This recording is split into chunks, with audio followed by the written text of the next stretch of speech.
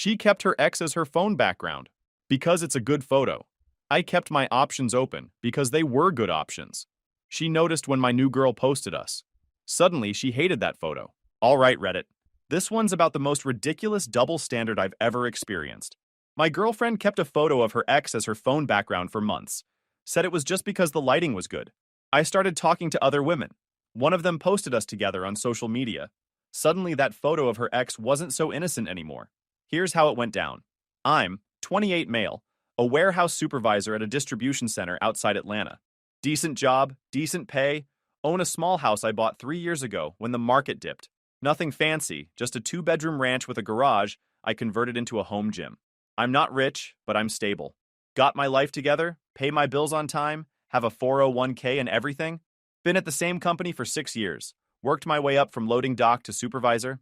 The job's physically demanding but straightforward. Show up, manage the team, make sure shipments go out on schedule, handle the occasional crisis when equipment breaks down or someone calls in sick. I like it because once I leave work, I'm done. No taking problems home with me. My girlfriend Amber, 26 female, worked retail management at one of those mid-tier clothing stores in the mall. We'd been together about a year and a half when this whole mess started. Met her through mutual friends at a barbecue. She seemed cool. We hit it off. Things were good for the first year or so. She moved into my place about 8 months into the relationship. Made sense financially for her since she was paying way too much for a studio apartment across town. We split utilities and groceries. I covered the mortgage since it was my house. Standard arrangement that worked fine for both of us. The move-in process was smooth enough. She didn't have much furniture, mostly clothes and personal items. I cleared out half the closet, gave her 2 dresser drawers, made space in the bathroom. Basic cohabitation stuff that felt natural at the time. Her job at the mall meant irregular hours, lots of evenings and weekends. I worked standard Monday through Friday, 7 to 3:30. Our schedules didn't always align, but we made it work. She'd be leaving for work when I was getting home, or I'd be asleep when she finished her closing shift. We'd have breakfast together on her days off, usually Tuesdays and Wednesdays.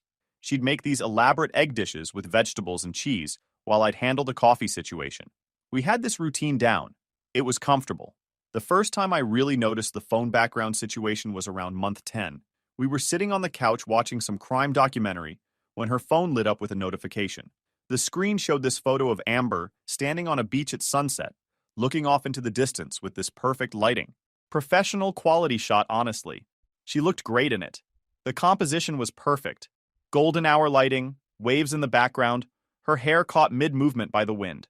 The kind of photo that looks like it belongs in a travel magazine. She was wearing this flowy white dress, looking out at the ocean with this peaceful expression. Objectively beautiful image. Nice photo, I said casually. When was that taken? Oh, that's from like 2 years ago. Good lighting, right? It's my favorite picture of myself. Fair enough. We all have those photos where everything just works. Didn't think much of it at the time.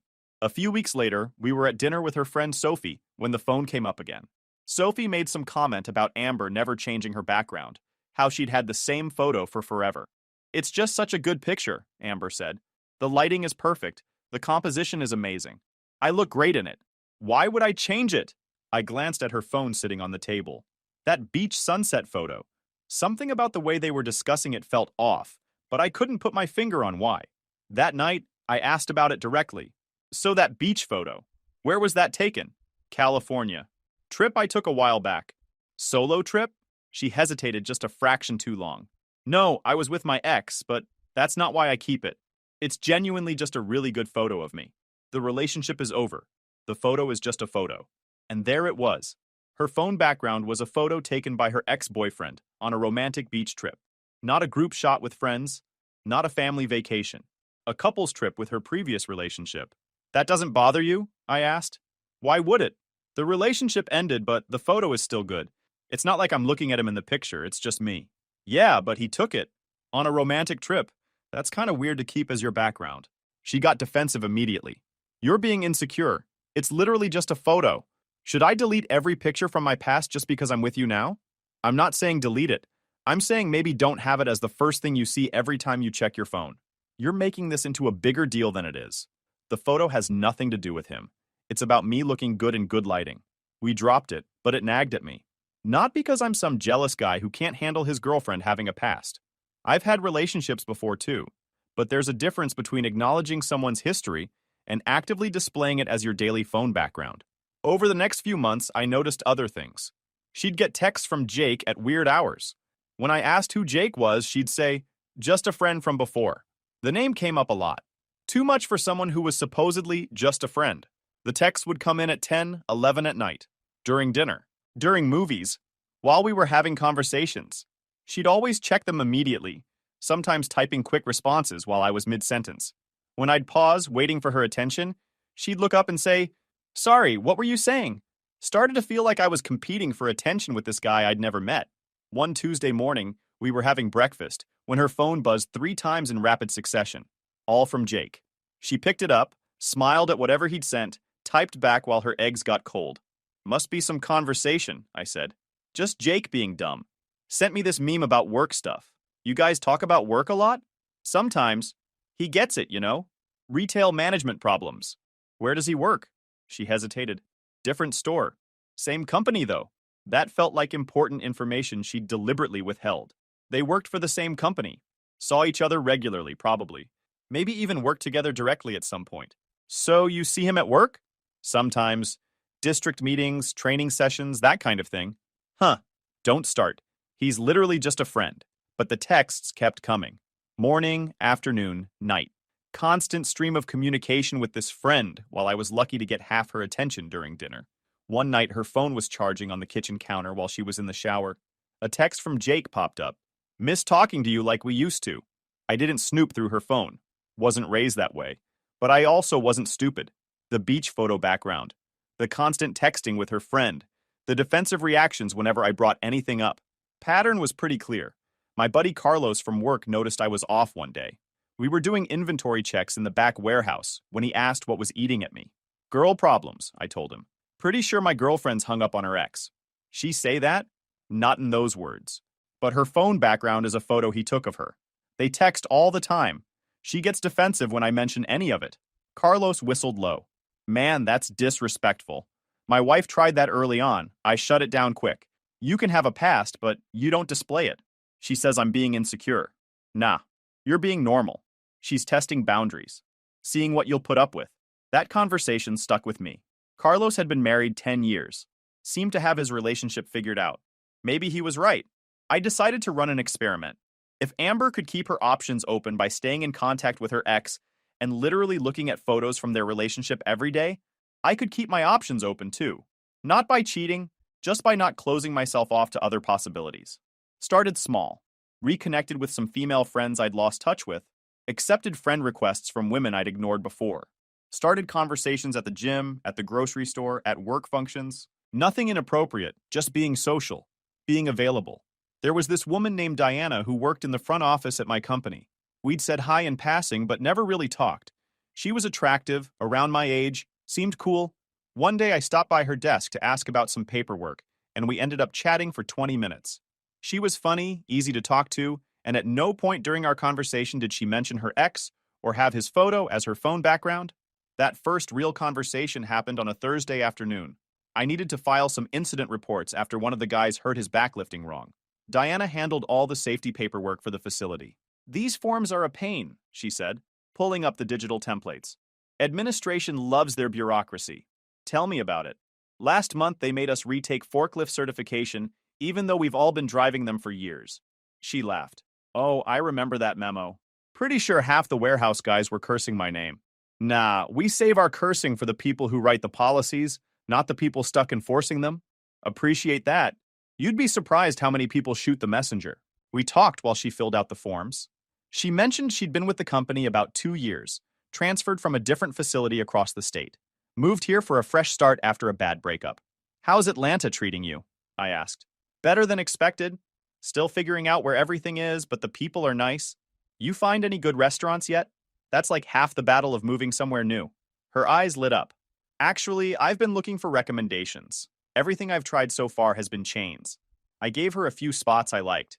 Nothing fancy, just solid local places with good food.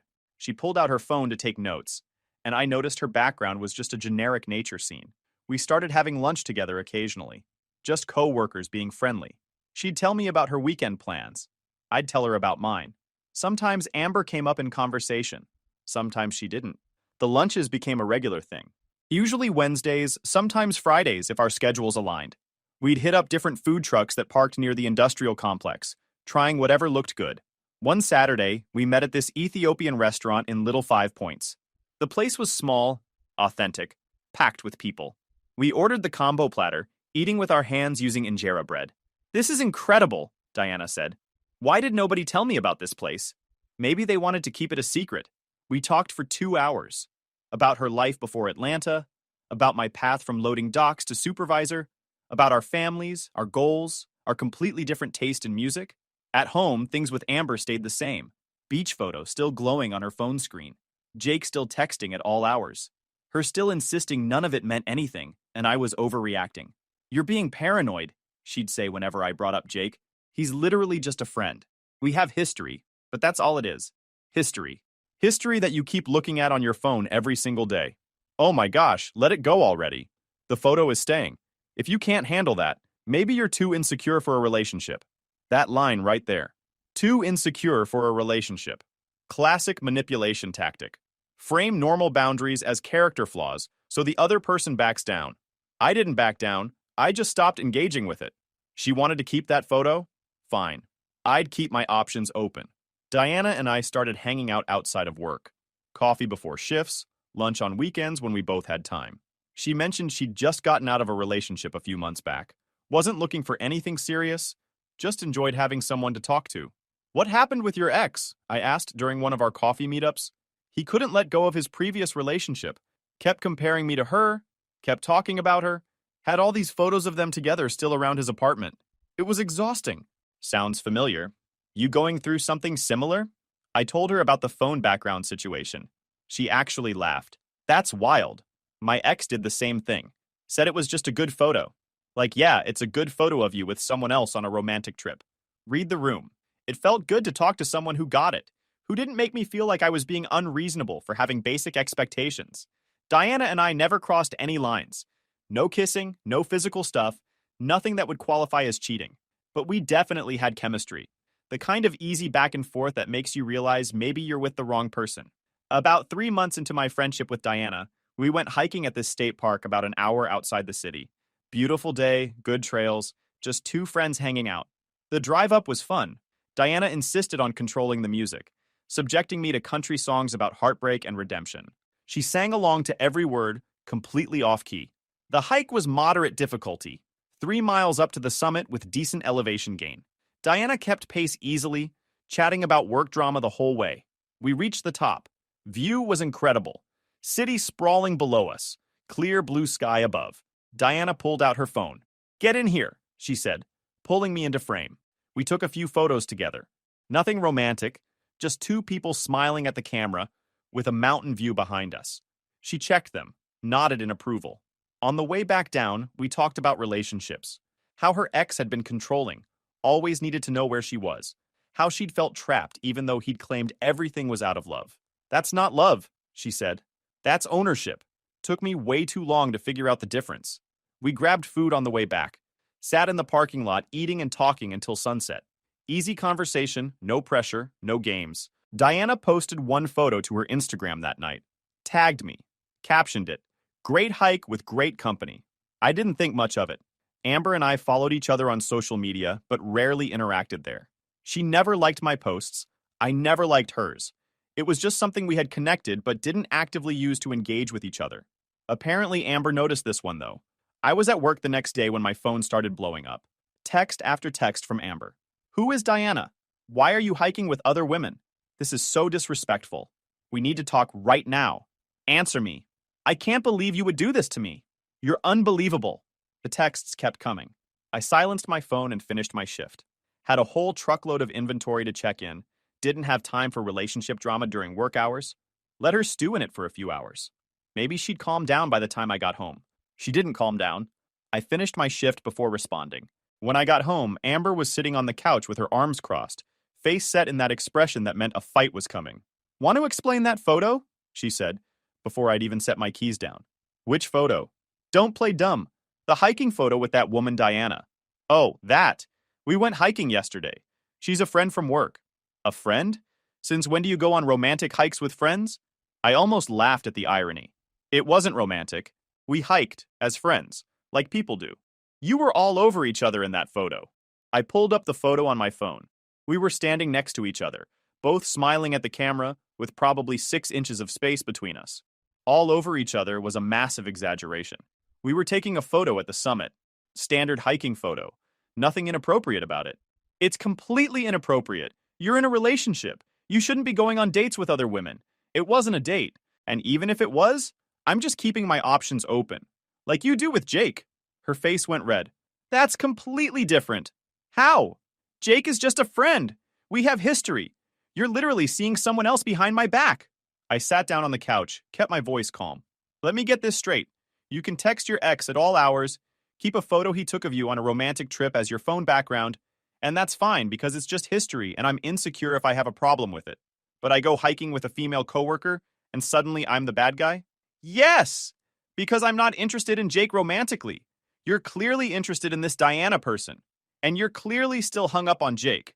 At least I'm honest about it. I am not hung up on Jake. How many times do I have to say it? We're friends. That's it. Then change your phone background. Silence. She just stared at me. That's what I thought, I said. You won't change it because it means something to you. That photo, that relationship, Jake himself, they all still mean something. And you want to keep that door open while demanding I close every other door in my life. This is insane. You're deflecting. This isn't about my phone, it's about you cheating. I'm not cheating. I went hiking with a friend. We took a photo. That's it. Then why did she post it? Why did she tag you? She's trying to stake a claim. Or she posted a photo from a fun day. Like people do. You're reading way too much into it. No, you're reading too much into my friendship with Jake. You're the one who's been weird about this from the start. We went in circles for another hour. Her insisting Diana was a threat, and I was betraying her. Me pointing out the double standard. Neither of us budging. Finally, I asked the question that ended it. Do you love Jake? She froze. Just for a second, but long enough. That's not fair. Answer the question. I care about him, but not like that. Not anymore. Not. We had something once, but it's over. But you still love him? Stop putting words in my mouth. Then answer. Do you love Jake? Yes or no? It's not that simple. It really is. Either you're over him or you're not. Either this relationship is your priority or it's not. Which is it? She stood up, grabbed her phone. That beach sunset photo illuminating her angry face. I need some air. This is too much. She walked out. Came back 3 hours later like nothing happened. I didn't bring it up again that night. But something had shifted. I wasn't the one scrambling to explain myself anymore. I wasn't the one on defense. The tables had turned, and Amber didn't know how to handle it. Over the next few weeks, she became obsessed with Diana, constantly checking my phone when she thought I wasn't looking, asking where I was going, who I was with, what time I'd be back. The same behavior she'd called controlling and insecure when I'd shown them about Jake. Diana and I kept hanging out. Still just friends, but I won't pretend the possibility of more wasn't there. We just clicked in a way Amber and I never had. Conversations flowed naturally. No drama, no games, no double standards. One Saturday, Diana invited me to this outdoor concert in the park. Local bands, food trucks, good weather. I mentioned it to Amber in passing. You're going to a concert with her? Yeah, should be fun. You can come if you want. I knew she wouldn't. Amber hated crowds and live music. I can't believe you're doing this. Throwing our relationship away for some random woman you barely know. I've known Diana for 4 months. We work together. We're friends.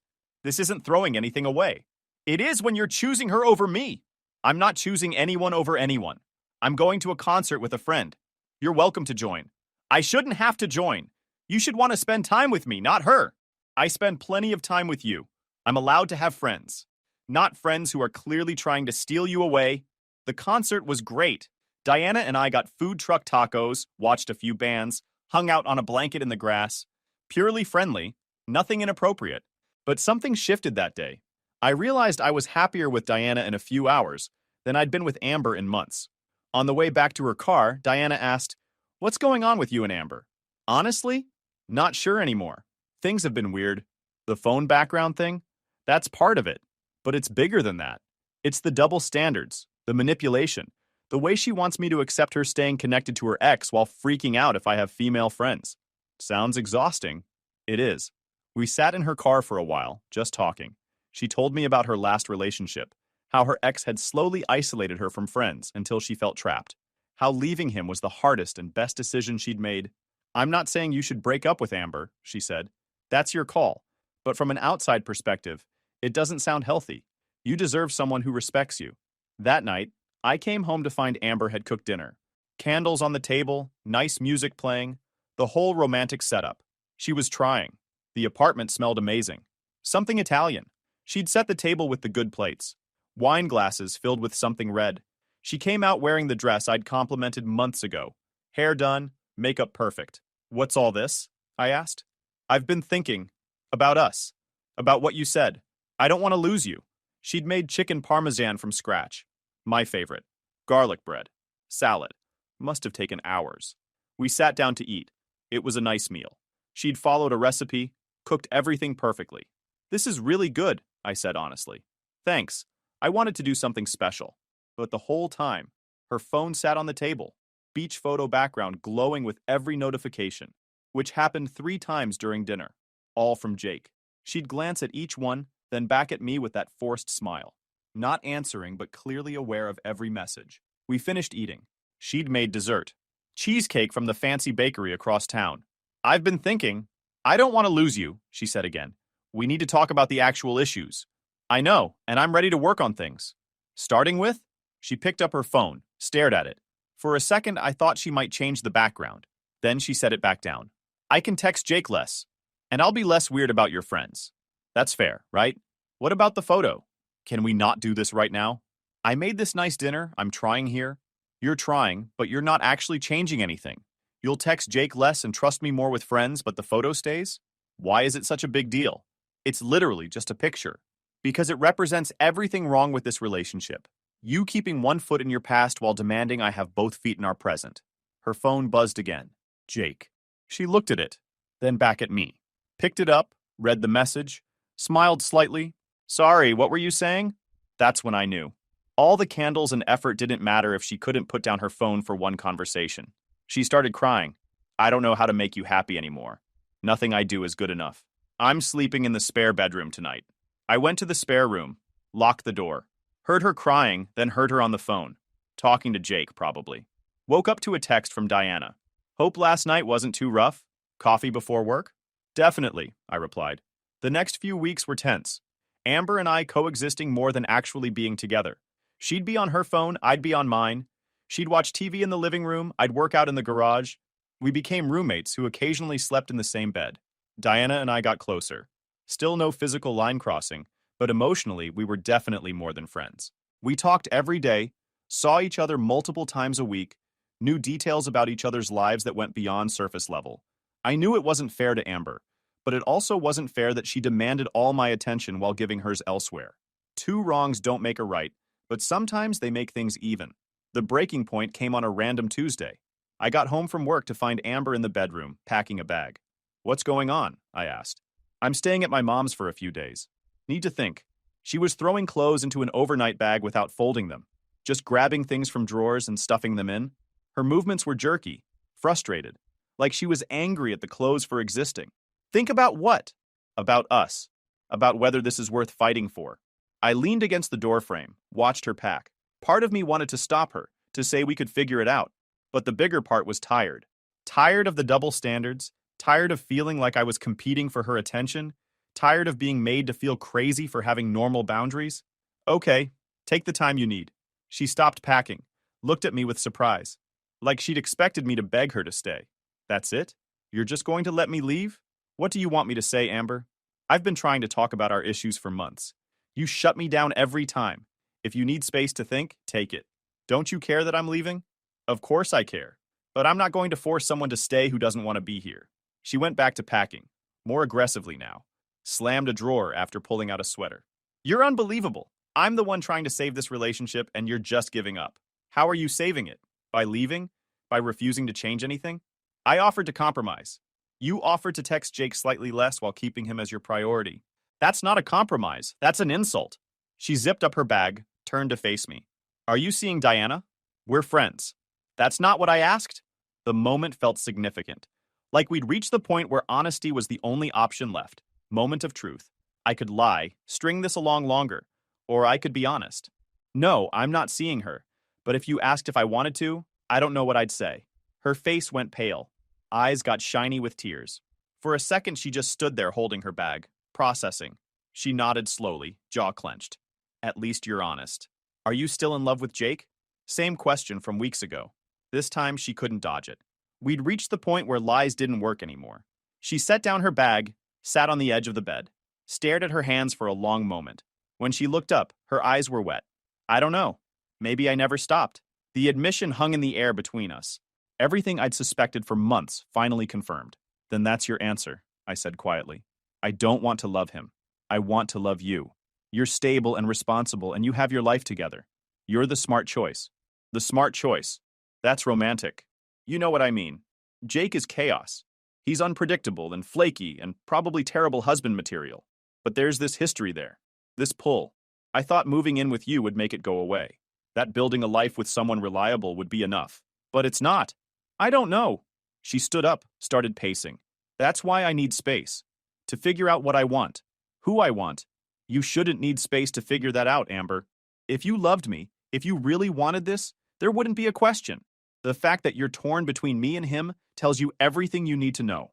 So what? We're just done? After 18 months, you're walking away? You're the one leaving. I'm just accepting it. She grabbed her bag, hesitated at the door. I'll call you in a few days, after I've had time to think. Don't bother. I think we both know how this ends. Stop being so stubborn. I'm trying to make this work. No, you're trying to keep both options open while you decide who's the better deal. I'm not interested in being on the auction block. She left. I heard her car pull out of the driveway. Sat on the edge of my bed, staring at the empty room, processing what just happened. My phone buzzed. Diana. Everything okay? You seem off today. Long story. Can we talk? My place or yours? Yours. I'll bring food. I showed up at Diana's apartment with Chinese takeout and the full story. Everything from the phone background to Jake to the hiking photo to tonight's conversation. She listened without interrupting, just nodding along. So what are you going to do? She asked when I finished. Honestly, I think it's over. Been over for a while. Just took me this long to admit it. How do you feel about that? Relieved? Sad? Both? I don't know. We had good times. But we also had this constant undercurrent of tension. This feeling that we were competing for each other's attention instead of actually being partners. Diana reached over, squeezed my hand. You deserve better than that. So do you. Your ex sounds like he was a nightmare. They were, but they taught me what I don't want. Sometimes the wrong relationship shows you exactly what the right one should look like. We talked until midnight. When I stood up to leave, she walked me to the door. For what it's worth, she said, I think you're making the right choice. And when you're ready, if you ever want to see what we could be beyond friends, I'd like that. Yeah? Yeah. I drove home feeling lighter than I had in months. Amber's car wasn't in the driveway. The house was empty, quiet, peaceful.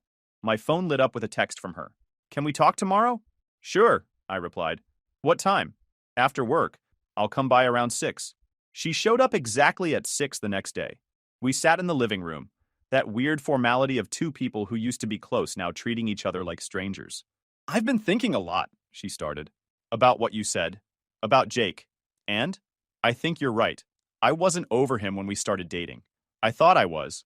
But seeing him again, having him back in my life, it brought up all these old feelings. I appreciate you being honest. But I want to work on it. On us.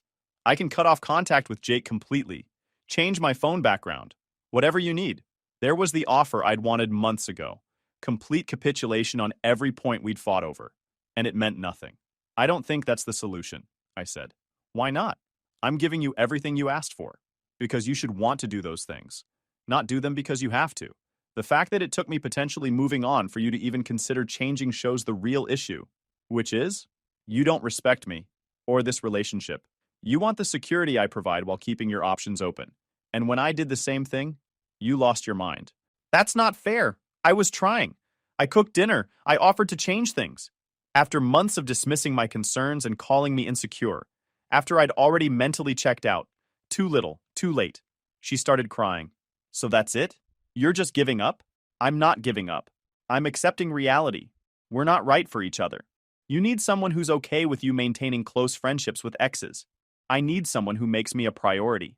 Those aren't compatible needs. What about Diana? Are you going to be with her now? Maybe. Maybe not. That's not really the point. It's exactly the point. You're leaving me for her. I'm leaving because this relationship isn't working. Diana has nothing to do with it. She just helped me see what I was missing. Mutual respect. Trust. Someone who wants to be with me, not just wants what I provide. We sat in silence for a few minutes. Finally, Amber stood up. I'll start looking for a new place. Might take a few weeks. Take your time.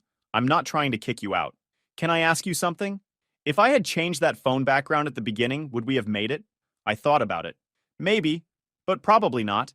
The background was just a symptom. The real problem was deeper than that.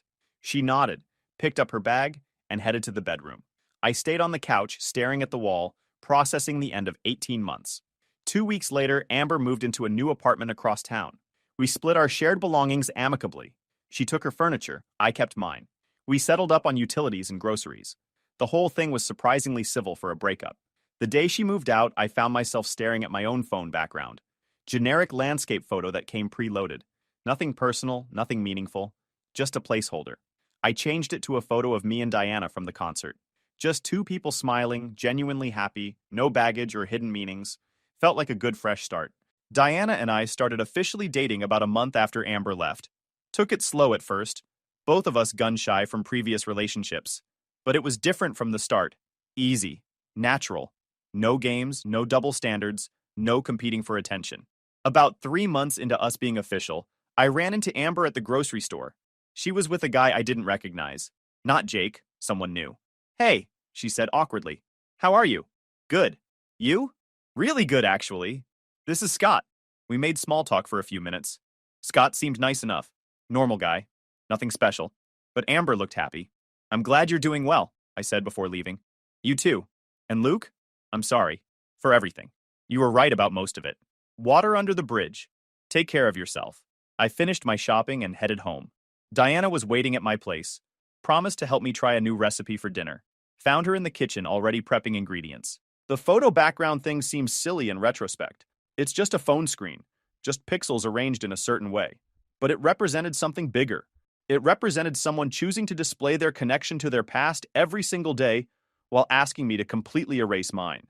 Guys, we are so close to hit 100,000 subscribers on this channel. If you are not subscribed to the channel, please consider subscribing. It really helps hit that 100,000 mark. Thanks for making this dream come true.